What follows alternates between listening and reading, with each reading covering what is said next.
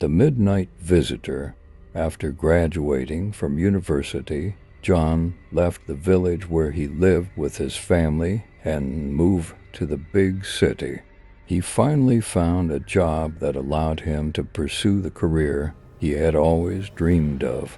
While trying to adjust to city life, he also experienced the difficulty of finding an affordable apartment. However, one day he came across an ad in the newspaper that changed his life. The ad indicated an old but cheap apartment close to the city center. John immediately went to see the apartment. It was a bit run down but spacious and airy. The previous owners had left some of their belongings as they had moved out in a hurry.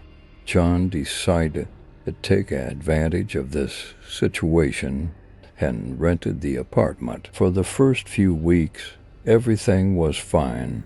However, one night he was awakened by a strange sound while sleeping. The sound was coming from the corridor. John got out of bed and walked towards the corridor. The old wardrobe at the end of the corridor had its doors slightly ajar. John approached the wardrobe and checked inside, but found nothing. After seeing this footage, John was filled with fear. He immediately called the landlord and explained the situation. The landlord told John that a young woman had disappeared in that apartment years ago and was never found. He said the woman's spirit still wandered the house, unable to find peace. John was even more terrified by this explanation. He couldn't sleep at night.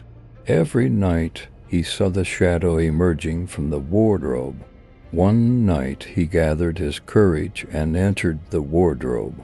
Inside, he found a hidden door at the back. When he opened the door, he stepped into a narrow tunnel. The tunnel was old and dark. As John slowly advanced, the tunnel widened into a small room. In the middle of the room, chained to the wall, was the skeleton of a young woman.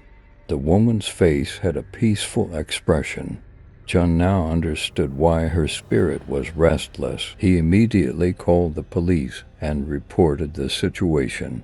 The police found the woman's remains and gave her a proper burial. After that day, no paranormal events occurred in John's apartment. However, every night as he lay in bed, he continued to see the peaceful face of that woman in front of the wardrobe.